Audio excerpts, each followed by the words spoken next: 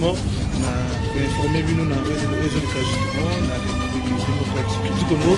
Grâce à Voilà, la série continue avec avec des poursuites au gouvernement provincial à la justement on a été bon démolition, il y a pas construction anarchique dans la ville province Kinshasa, Kasili Kambango, ils allaient déranger une partie, il y a population une partie, il y a ville province Kinshasa, bandeko bazali ko déplorer procédure justement au ministre provincial et environnement Mulumba bazali ko continuer en tout cas Léon Mulumba batomi bazali ko déplorer procédure na manière bazali ko salango les alliés malades, comment procéder les préalables justement avant de démolir les Congolais bazali na côté mutu abundi mutu asali musala belé après avoir arrivé na fait ya musala passer moi passion na ye passer moi le meilleur na ye à préférence moment ici ka tonga gouvernement tout gouvernement provincial de tekelié na mikanda mais les Kamaokama na gouvernement surtout le régime est changé il faut bien na ko démolir yango kasi parce que nous bazali comme tout na l'état ni n'était qu'à topé l'état ni et ya ka buka toujours na cadre wana ya ba avenue topé justement ya justement na avenue Tombalbay le long ya golf ndeko maître sénat le black yango justement ba tout les cas kasi lo surtout yambie na compte émission on a pour na quoi justement yango kasi lo to yena eloko mosusu sur sika pambate albi a kotika te kaninga lo baki na ba émission tout les no a kotika dikambote au kenango Nansuka yango tuembe sous le lot pour na kuiba koluka sukoyeba justement à comme na niveau nini azokende wapi et puis azokwa kosani maître sénat justement le lot na émission bongona mbote na yo mbote tata mopandi sango monsieur Junior nous tu quoi introduire ça fait mal nous avons tobek na bakonzi te sengela ki bata la situation est venue Tombalbay. Nous avons écrit, na président, na premier ministre, tous ces gens ont été saisis. Alors, il n'y a aucune suite favorable. Et aujourd'hui, au moment où Tokoloba, banda kwa batu et kouyi. Économie moment mutasala qui est kouyi. Il y a des gens là-bas où ba défendent mon banque. Système très bien. Pour la batonga. Parce que vous défendez mon banque pas tonga. Vous venez, vous détruisez. Est-ce que c'est sérieux? C'est qui vient que vous avez mis en malam. Oui, puis comment on appelle la destruction, la démolition, ils ont ça la massacre, ils ont pas signé. Parce pourquoi?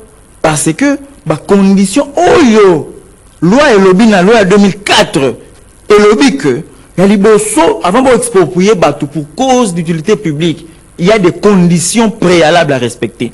Il y a les bossos, la déclaration d'utilité publique. Ce qui fait que vous pouvez ça na privé vous êtes en train de démolir, vous exproprier pour vous pouvez ça un individu non. Deuxième condition par épuisement d'autres solutions. C'est là que nous sommes. Ça veut dire qu'il fallait que l'État a identifié parce que c'est la deuxième condition. Oui. Épuisement d'autres solutions. Donc ça veut dire que l'État, il fallait qu'il ait en contact avec Batouana. Il fallait qu'il ait ça bien fondé. Il y a pourquoi Balinga Salanzela wana et négocier avec eux bon ça va l'État au Salanzela. Fils kata ko sensibiliser bango hein. Sensibiliser l'État au Salanzela, maintenant l'État la bino, o azapo na bino, akanisi bino. Alors bi que ça faute na nga moko l'État parce que ngam na teka kiango. Na époque à Mobutu c'est le à l'époque Mobutu ba teka ba terrain wana. Deuxièmement l'État lobi ta Mobutu nde ba taka ki ba ndako to somona ko ni Tombalbay wana. Oui, ezalaki aveniment ko ezalaki na insécurité makasi. On tuait des gens là-bas. Banda ko yuba bato. Alors à l'époque, le gouvernement, il y a le président Mobutu, et mon avis que non. Ce qui nous a toujours isolé, l'insécurité nous a toujours. Ateka, bandako, nangambu, mabele nangambu, ce qui était normal, ateka mabele nangambu, pour que, donc, le corps d'habitation là, vous allez comprendre que dans Nzela wana, le corps de bandako, ça, insécurité nous a toujours. Alors aujourd'hui, insécurité, c'est là qu'on a. Pourquoi? Parce que tu vas faire un c'était ça la logique. Alors, quand vous venez, vous dites que non, Ezala qui m'a dit, oui, nous ne disconvenons pas. Mais il faut d'abord épuiser d'autres solutions. Ça veut dire que Bandeko, toujours le caméra cité mon code pour faire des Sabino. Toujours quand tout Sabino bon, pas juste indemnisation. Parce que indemnisation est l'inco le bagage que Mbongo. Non. Bako compenser au nanda ko mususu. Nanda ko mususu. Dès tout le monde a yango babuki côté autant se battre on en scellé tout le monde. Oui, bako mais est-ce qu'il faut à la juste valeur. Le lobby l'indemnisation, troisième condition, tu commis déjà, l'indemnisation juste et préalable. Donc ça veut dire que, pour que nous refondissions dans le télé. ton a Selembao. Eza indemnisation mon corps juste tiens. Et donc il faudrait dans un moment pour expliquer à la population. Quatrième condition, c'est le but légitime qui a pour soubassement l'intérêt public. Alors, ce qui bateau bako kamba biso, bazo ko expliquer à la population pourquoi bazo longola bango kuna soubassement dans faut à l'intérêt public. Lui, il faut conscientiser ces gens-là. Lui, il faut parler avec eux. Parce que bino boso na bateau anate. Bino boso elo komo kote bola muka na tango pa botindi mukanda. Bola muka na tango pa botindi juste mukanda musuza mibale. Que non, to koya ko buka bino boy. Mais l'état nini azala na motema ya boye. Oh l'état nini yo.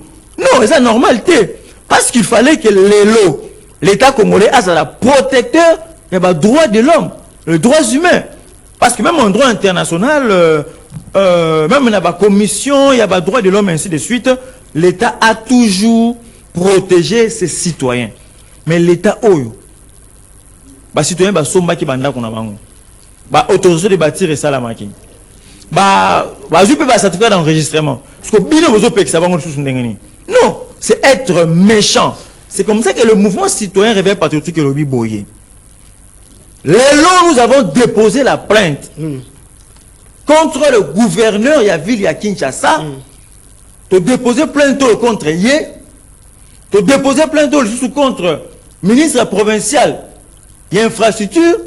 Tu déposé plainte pour na bateau bakenaki ko exécuter décision illégale parce que l'article 28 de la Constitution le biboye, nul ne peut exécuter un ordre manifestement illégal. C'est que il faut bon. Est-ce que déjà vous déclarez qui likambo ya expropriation? Est-ce que déjà vous indemnisez qui batouana? Oh non, ah papa ngana okena osam musala onate. Na kindete. Parce que ils ont manifestement illégal, je parle pas. Sinon je risque de tomber dans ça. Alors, comme bango bazala qui prudenté.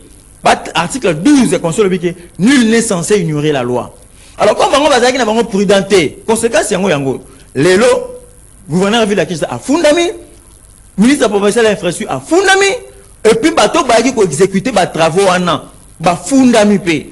To saisir procureur général près la cour de cassation et to poser là réponse ba bengisa un gouverneur va la procédure normale pour que azala devant le parquet et puis devant son juge naturel. Très bien, maître Sénat justement au lobby gouverneur a fundami justement ministre provincial ya infrastructure pas fundami na ngamu na ye et ça même ba procédure pour na buka bango ba fundami.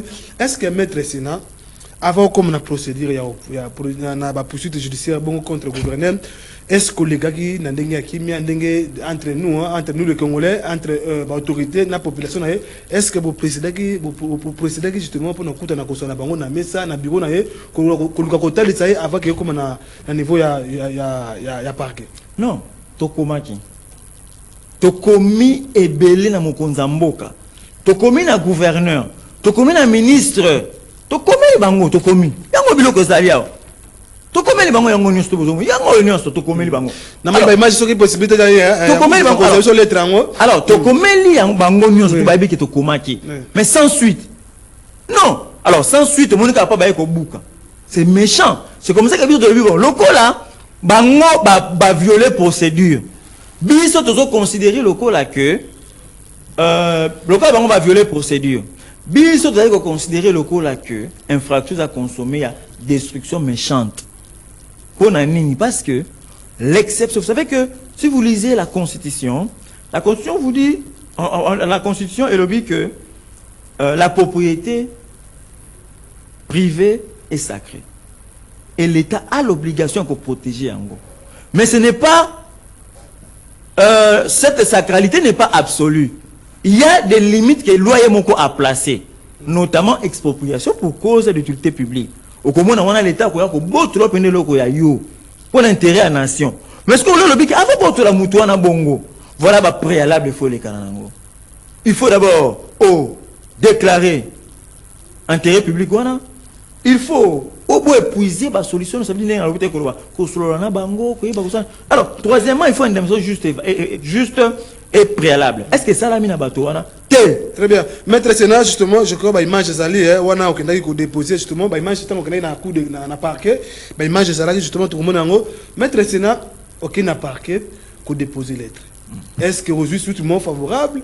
Tout le chef de l'État qui n'a justice n'est plus malade. Est-ce que procureur on a procédé à la poursuite contre le gouverneur parce que non pendant bango ils ont pas conditions ils ont pas procédé il faut aller à l'Assemblée provinciale il faut des décisions est-ce que parquet et qu'on procéder à la demande où tout ça à niveau ya kuna va pays où déposer la poursuite judiciaire toujours peu sa confiance dans la justice na biso tout est bien tout ça état de droit même la lettre nous avons rappelé au chef de l'État que état de droit au mokonzambo ko alinga ki ngoyo les sengeli monana injustice ou au vu aussi de tout le monde.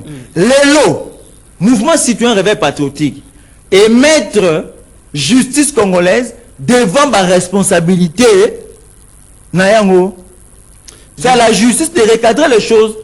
Bible même la justice élève une nation. Justice malade, c'est le chef de l'État. Oui, mais la justice est malade, mais je vous dis que oui, c'est un constat parce que sur 100%, peut-être 70 bazar ma B. Mais laisse-moi vous dire qu'il y a des magistrats immaculés qui respectent les règles. Qui poursuit sa maladie, là, jusque là, thérapie pesante. Est-ce que au cas où vous avez gain de cause, on a demandé tout ça là? C'est une lutte. Martin Luther King, pour imposer race noire dans les États-Unis, ils ont dit papa Mbaboete. Vous comprenez? Alors, Bisopé Lelo, Toko Bunda. Non, nous avons dit que Toko tika situation oyote. Nous allons dénoncer à temps et à contre-temps. Tu ne vas pas que maintenant, comment qui va répondre à tes. Alors, ce que tu vas dire, nous allons maintenant poser par acte sur terrain. Nous allons poser les actions sur terrain. Acte de Boussoué Angoana. Tu saisir parquet général près la cour de cassation pour que va poursuivre gouverneur de la ville de Kinshasa Bumba. Va poursuivre ministre naïe provincial de l'infrastructure. Va poursuivre après, bateau pas qu'il faut exécuter la décision parce que la loi dit en son article 28 constitution que nul ne peut exécuter un ordre manifestement illégal. Maître, justement pour nous accompagner, pour nous corrélation tout peu, il y a un téléspectateur qui m'avait posé la question Abi Babouki parce que Batonga qui place à Mabi. Alors Babouki kaka Tombalba était Babouki presque na ville province Kinshasa. Mais pourquoi vous insistez toujours na venir Tombalbaï? Parce que ça va venir c'est même pas Babouki mais jamais passé par déclaration net yoningo sali, jamais passé par poursuite contre le gouvernement mais kaka yondo sali. Qu'est-ce qui se cache derrière démarche aux alikosala? Non, ça veut dire que Congolais va dans la kimia. Non, eza démarche de socialité. Tu intervenir qui même bateau bazana boîte parce que même na boîte benga babuka. Tant que tu vas prendre la situation tu dois intervenir. Babou quitter. Tu apprends que sous situation mususu na limité. Le réveil patriotique c'est ça qui nous sert à n'ango pekuna. Et le lot tu apprendre à Tombalbaï. C'est comme ça que nous sommes là pour soutenir nos frères. Oyo bazali ko subir injustice. Ya ba sengela qui ko protéger bango. Je cite le gouverneur de la Kinshasa Bumba. C'est lui le premier citoyen. Il y a des signaux qui devait protéger la population. À protéger la population. Alors, comment est-ce papa a sanctionné moi? À cause sanctionner na bolingo. Ça, c'est la méchanceté. Parce que comment est-ce que l'eau est qu'il faut indemniser? Mais nous, bon yango. Des trucs, ils ont mauvais. Ils n'ont même pas identifié. Oui, ils n'ont même pas identifié. En gros, le biboy. Toko ça la action grave sur le terrain. Alors, déjà, il y a un fundi. Gouverneur avait la Kinshasa, un ministre, il y a un provincial infrastructure, et puis il va exécuter. Deux, ceux qui ont eu gain de cause à Wate, nous irons même dans des juridictions internationales. Cette situation, je vous dis, Kangada te le aussi la beauté. Ces gens-là seront indemnisés et Badoali mettez parce que tout ça collectif les Almoussa. Tout ça n'a venu Tombalba. Tombalba est là, il met plein de quoi. L'État moyini, oh l'État n'engini boye. Vraiment. Gouverneur Bumba, oh ma kamba son niveau et pourquoi? Est-ce que vous avez un cabinet, l'autre dans le cabinet, juriste dans le cabinet non te? Oh après ça te gouverneur, tout le monde si bon côté. Et c'est n'gelina de respecter procédure il y a loi 2004 sur l'expropriation. Ça veut dire les 4 conditions on a. Parmi lesquelles il y a une indemnisation juste, non seulement juste, mais préalable à la démolition. Très bien. Chose qui n'a pas été faite. En tout cas, c'est comme ça la passe mingi ba image. Comme on a banda quoi boye, oh ezalaki ba immeuble ezalaki ba milieu ebimaki kasi na kotala et comme nous tout na mabele bukani.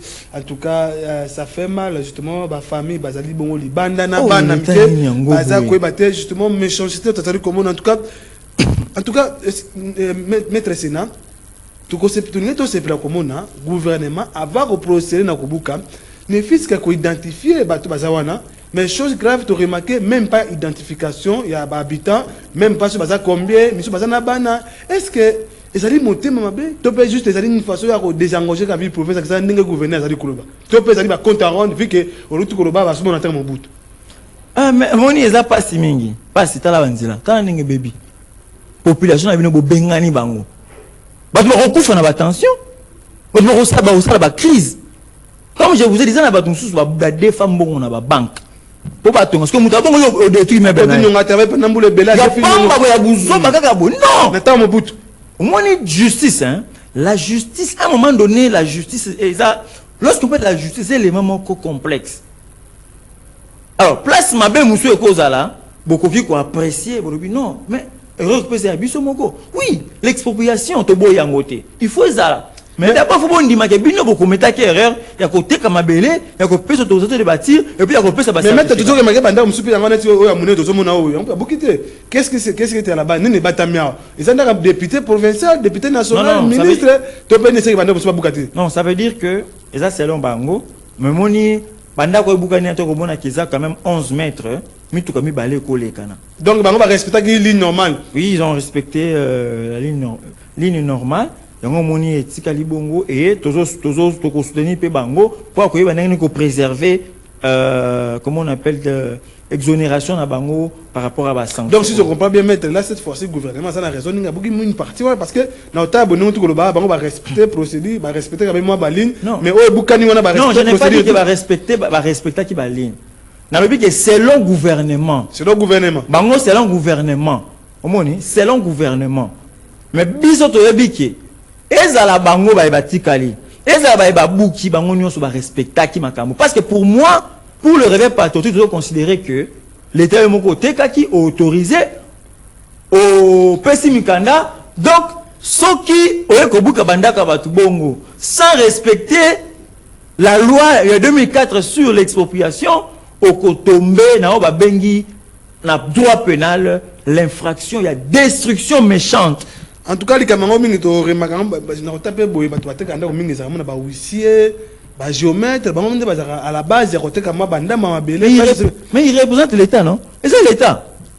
Et ça l'état, il faut pas s'assumer. Un huissier Pierre Betier alinga sur mutuka ye, aloki mo espace mo bo atekeli moto peut ça tenir compte ya ba document aki asomi. Wana za situation mususu. Mais bango bazana ba certificat d'enregistrement. On sous-entend que bato bakita qui sur terrain va passer rapport mikande bini. Ça veut dire que bazan a légalité de bazawana. Donc ceux qui montent à l'égal qui a subi mikana na bango ya ba document ya cadastre, ça veut dire quand même que bazan identifié. Bazan identifié na cadastre kuna. Donc monto à l'égal qui a juste que ba la ba document.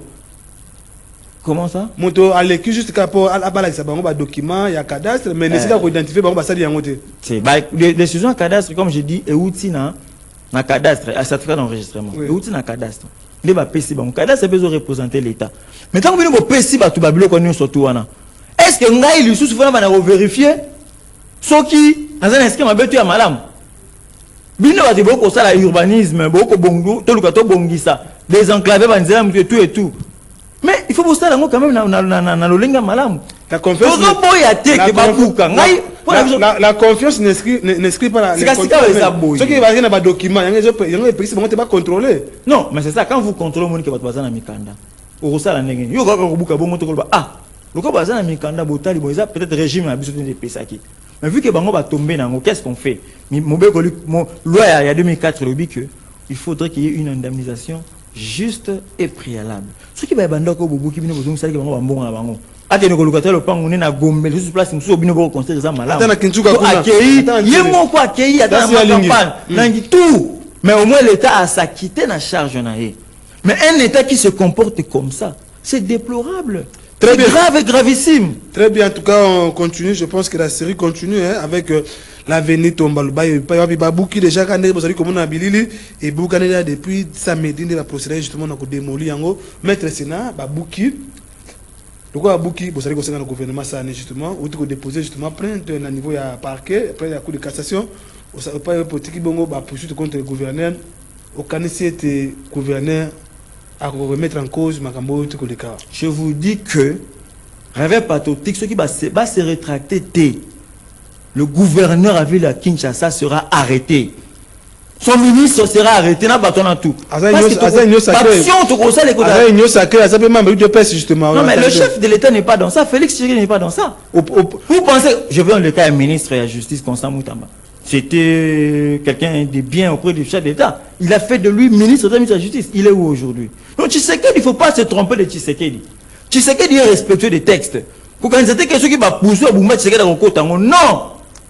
Parce que ce qui Daniel Boumba, gouverneur à Meki, au comment la population du Bosso, on a un bateau en Nyonso, Bosso Abidjan, on a un hôtel de ville. Et c'est ce qui va se passer. Oui, le Salamine à Népal, papa, il n'y a aucune force qui est plus puissante que le peuple. Ce qui peuple est tellement à cause de la génie. Kabila qui a l'homme pour voir. Très bien. Alors, Boumba ne pense pas que il y a une nasa mokonza mokili à cause de la noce balingi. Pourquoi vous respectez Mibeko? Oui. Pourquoi vous attaquez directement Daniel Boumba au moment où il y a un gouverneur? Montage au procédé justement, il y a un ministre professeur, il y a un infrastructure. Ouais, après c'est pas autre. Pourquoi vous attaquez directement à Daniel? Non, je vous ai dit que parce qu'il est le premier. C'est lui le premier citoyen, c'est lui le gouverneur. Mais à non, mais non, nous on constate que ce qui s'est fait est en violation, il y a Mibeko. Alors, il y a comment on appelle ministre et infrastructure, il y a peut-être fundier. To fundi même na bateau ba ko exécuter mandat wana, ba ko exécuter décision wana, to fundi bango. Donc ba cause la terriblement dérangé la population. Oh, partout à Boukishe, nous lançons cet appel. Bisika ba nyonso banda ko bukanaki. Oh, il n'y avait pas eu des indemnisations préalables et justes. Toko senga na bino nyonso toko programmer les bino ba jour. Toko kende ko la liboso à gouvernement na ba metu na ba TV comme ça, toko la bango ba violer ba droit à bateau. Biso peut toko nous va trouver solution parce que ça ne se fait pas. Ata bateau ba tongi na terrain à boy. Comme autorisation, ça veut dire que vous dites que c'est déjà bon. Mais l'État soit pour par rapport à l'utilité, intérêt général. Mais quand vous voulez le faire, mais respectez la loi. Bonjour, c'est la bateau. Oh, c'est un bango. Ce qui vous rejoint, c'est bandako. Oui, mais maintenant, Kolongo na gouvernement pesio, ndako peut-être côté Sabina. Oh, Tolongo, mais nous vous savez surtout et vous attendez à quoi? Il y aura des marches. Il y aura des actions sur terrain où il faut paralyser. Il y aura des marches au mode de César dans la justice, maître Sénat. Vous attaquez notre dossier, on a un niveau à parquet tranché. Après, c'est bon, pourquoi on a un fundi. On a pression, on peut les amener parquet. Après, c'est bien suite, on a pas bossé par démarche. Non, ça veut dire que comme c'est que nous avons anticipé. On a un homme politique, un vrai homme politique, c'est celui-là qui sait anticiper les événements. Tout ça, on a plan A, plan B, plan C, tina Z. Ce qui n'a cassation et qui est ma B, tu as dit que tu as une commission nationale, de commission africaine des droits de l'homme et des peuples. Alors, nous surtout, tu as dit que tu as gain de cause. Population en Gamboana, souffrir. J'ai vu des mamans pleurer. J'ai vu des gens passer la crise. J'ai vu des gens en train de voler les histoires à Bouki. Justement, on a détruit la vie à Bako. Moi, l'État congolais, moi je dis quoi? Ça veut dire que le gouvernement provincial a détruit, a détruit la vie à Bato. Le Congo est un pays qui n'a pas été bien géré. Il y a eu des mafias. Alors quand vous venez pour rétablir les choses, ne le faites pas avec brutalité. Il faut venir avec amour. Parce que le Congolais, comme un père de famille. Négociation, parce que la loi vous dit que il faudrait qu'il y ait épuisement d'autres solutions. Est-ce que on va contacter mon pouvoir ou quoi? Alternative Moussous. Rien n'a été fait. Ils n'ont pas été identifiés. Jusqu'à présent. Jusqu'à présent. Alors nous considérons que gouverneur Boumana ministre Naye il y a infrastructure, parce qu'il y a qualité de ça parce qu'il y a droit parce qu'ils n'ont pas respecté la procédure. Alors comme ils n'ont pas respecté la procédure, et que ça y a un toujours considéré la démolition la destruction méchante aux alliés infraction prévue dans l'article 110 de la Constitution. Et deuxièmement, violation de l'article 180 Oyo et l'obité aux infractions aux alliés atteinte portée par les fonctionnaires publics aux droits garantis aux particuliers. Droits garantis aux particuliers amis. Droit à propriété dans la Constitution. Non, c'est pas protéger les fonctionnaires publics. Mais ceux qui bango sika détruire ils ont violé le droit légitime des Congomani. Et c'est comme ça qu'ils peuvent tomber dans le coup il y a infraction, il y a détournement, et plutôt il y a destruction méchante. Situation très bien, maître Sénat, justement, en tout cas, ça fait mal. Hein? Comme on a bandeko, banda même bureau na bango monsieur ça bon ya koyiba ba yibi bango nesika bato ba ya compartir na bango ba ko aider bango na ko évacuer biloko monsieur ba justement pour na koyiba. En tout cas, c'est déplorable. Maître Sénat, mutuno monsieur tuni il y a un téléspectateur qui il peut avoir subi même situation na bato ya tombalba. Il faut contacter pour na ko robela bango, il faut ça justement. Non, mais ils doivent écrire officiellement au mouvement citoyen, parce que Moni Bisso, tout ça un peu limité, on n'a pas de services partout. Moni, les candidats sont collègues à la machine, tout ça n'a pas moyen de permettre tout ça partout au coquille au batté. Mais population, par exemple, les candidats comme nous, bah coquille au joindre Bisso. Donc informer, c'est plus pour ça, Moussa na Bisso. En tout cas, soit tout le monde, en tout cas, ndeko, ce qu'on a besoin, benga justement même le numéro ça juste affiché, le numéro à l'émission, na si la télévision na yo benga numéro na. Tout ça, on a bateau, bazali, on a pour nous défendre justement droits humains. En tout cas, quand on a maître Sénat, surtout ça, on a des conditions, surtout ça, on a des droits na yo. Parce que ça, on a illégal. Tout ça, on a des documents malades, on a bien gâté. Mais ceux qui sont légal, on a des droits na yo. Benga numéro, on a tout bien, tout coup, on a bateau ya réveil patriotique. Maître Sénat, bofundi. Ce que le gouverneur a préféré indemniser les victimes. Bakoboya. Imposer sous l'année non, de quoi tu le dis, le gouverneur de la Kinshasa, ceux qui ont se rétracter, ils ont bêté. Mais il y a déjà que infraction, il y a destruction méchante, na infraction, il y a atteinte portée par les fonctionnaires publics aux droits garantis aux individus, ils ont déjà consommé. Alors, qu'est-ce qu'il faut attitude du gouverneur force à l'ango? Gouverneur, il faut un dimanche à réparer. Pourquoi? Parce que ceux qui ont réparé la situation, quand on procès contre un ministre, surtout, à quoi bénéficier de la circonstance atténuante? Parce que moi, il avait remplacé, parce que la loi parle de 5 ans, au maximum 5 ans, peut-être qu'il y a condamné 1 année, 6 mois, parce que moi, à régler la situation. Et donc, on a droit pénal, repentir passif. Parce que repentir actif, il y a une différence entre le repentir actif et le repentir passif. Oui, le repentir actif, on commettre déjà infraction.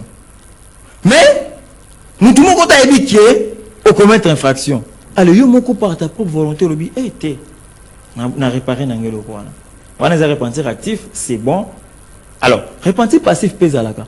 Pèse à consommer une infraction, on a pression les gars obligés de coacher parce que si va consommer infraction. Parce que pression les qui mingi, allez ba bengi ba non tout c'est la bino. Et ça repentir passif. Alors, na kawana ba ko landela yo, ba ko condamner, mais ba ko tenir compte na bonne volonté na yo pour pas quitter ça. Peine na yo. Et donc le gouverneur a vu la question, il faut y que de toutes les façons, revers patriotique au Rotika Likambo jusqu'à ce que ba ko kangama, yena ministre na ye, il y a infrastructure, na bateau ba tinda ki na terre, ils seront arrêtés. Maître Sénat, vous pensez que cette situation de l'avenir Tombalbaye est politisée? Il y a la politique derrière. Mais oui, parce qu'il y a une société là, Best Building Company, qui exécute Biloka, comment on appelle Biloka, oui, c'est celui qui a gagné le marché. Il paraît que c'est cette république là. Alors qu'est-ce qui se passe? Un parking. Alors ce qui fait qu'il dérange à Kambuté, à profiter d'un yango. Comme il a le marché, il a la confiance du gouverneur. Va profiter si quoi babuka parce que bango bazoka ndena bango ya bachaka mituka na bango pona parking na bango. Omoni, alors comment bien beaucoup qui ont sacrifié ma famille pour satisfaire une société pareille. Oui, ils avaient censé. Et ça censé de ville. Non, parce que ça, ils ont justement produit ça comme béton. En réalité, pourquoi se retrouver dans le centre-ville? Pourquoi nous le disons? Parce que dans le journal, les a affiché. L'avenir Tombalba, ils ont qui retenu. Pour que vous ayez non. Comment c'est comme que vous avez ça veut dire qu'il y a eu changement. Il y a un qui a négocié pour le parking. Est-ce que la société Bouding compagnie, ils ont eu à sensibiliser l'habitat environnant pour d'ici là, d'ici peu, procéder au démoli. Est-ce qu'ils ont eu à sensibiliser, même qu'on informe? Non. C'est un coup monté.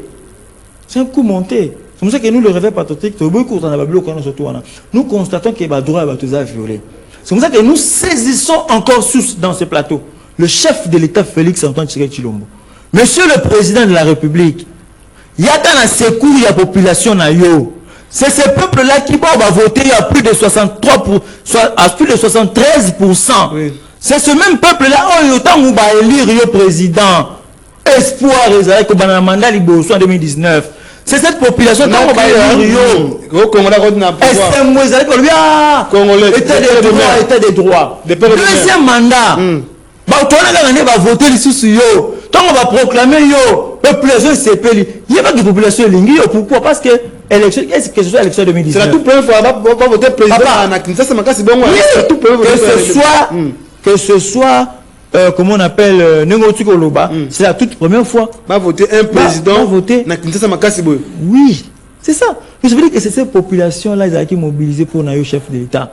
Que ce soit en 2019, que ce soit en 2023, l'ISA c'est un mot que bêta quitté.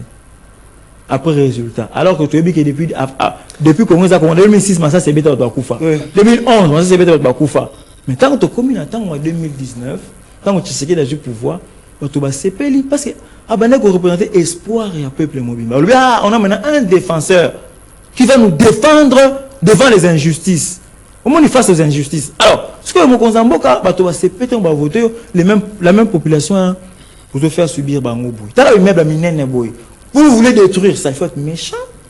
Alors, nous demandons au président de la République, c'est cette population-là qui vous a voté, comme je vous ai dit. Soyez les gardiens qui ont droit à Bango.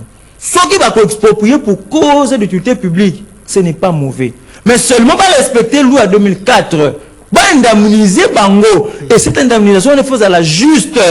Parce que déjà, la loi parle d'une indemnisation juste et préalable. Déjà, préalable, on a déjà, et baby, parce que déjà, Babouki. Bon, comme les sous préalable a été si Babouki déjà, bon, rembourser quand même après. Et c'est ça que nous battons pour ça. Et nous n'avons pas nous arrêter là. Très bien, maître sénateur, moi qui est presque Nasuka, je crois, tout comme Nasuka. Le gouvernement a les procédures justement, n'a qu'à indemniser Bango, mais c'est quand même juste, équitable. Maître sénateur, tout comme Nasuka. La ligne conclut, autant la caméra, on s'adresser justement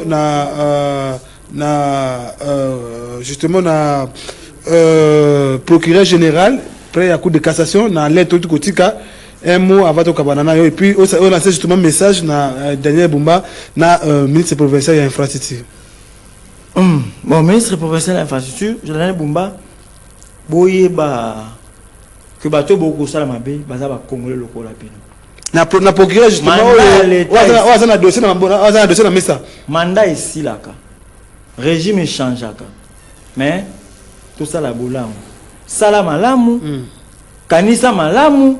Peloba malamu. Ceux qui vont saboter la population, ils s'en prendront qu'à eux-mêmes. L'avenir nous dira.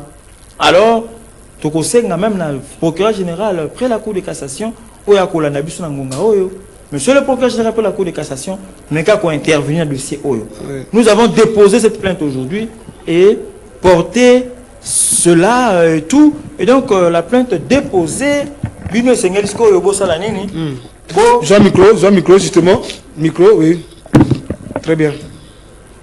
Allez-y. Alors, pour PJ Cassation, et Seigneur Binobosa les alliés, pour inviter, au déclencher poursuite judiciaire contre Bumba, Daniel Bumba, le gouverneur, contre le ministre provincial, et puis Nabato va exécuter, et qu'on soulager la population. Tant qu'on va que le gouverneur va kangi à côté pour prison. Le ministre provincial va kangi à côté de prison. C'est ça, c'est en ce moment-là que l'État évolue à puis était de tout et fandaka. Parce que nous avons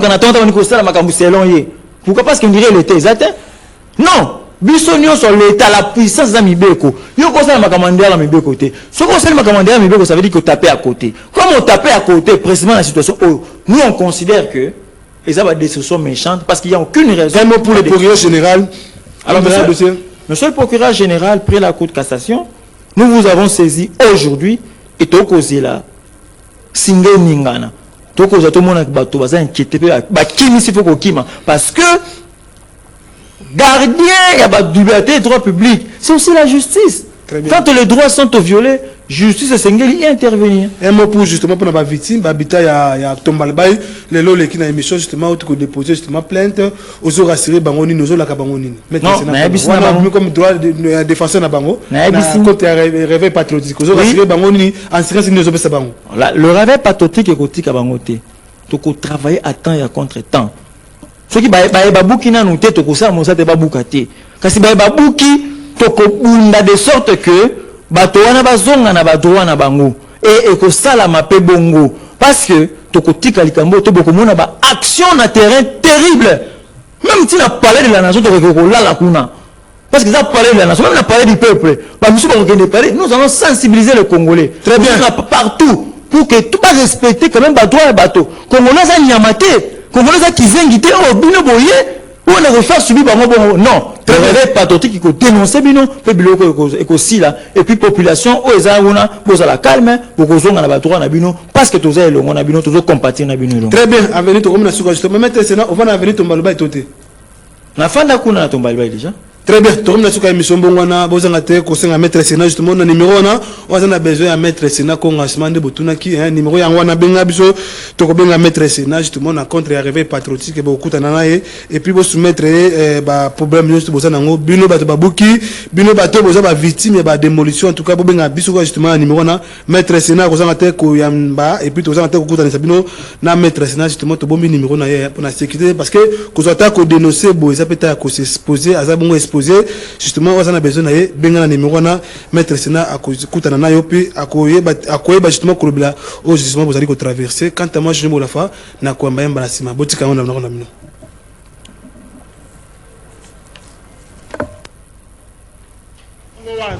que Bani Banda est devenu Premier ministre, Bruno Tchibala est devenu Premier ministre, donc il y a une élection.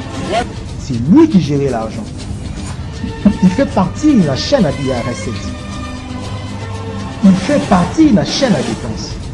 C'est lui le patron, il y a finance dans mon très bien. Sans jamais quand même que Jean-Marc Sabou, c'est quelqu'un, tant Azali. Oyo, ezali kaka, ba document ya pambate, ezali kaka mikanda te kasi, ezali maye, to lakela kimboka ke kimia il faut kota ezonga awa. Eza makambo beleza na kata constitution, eza pratiqué pourquoi parce que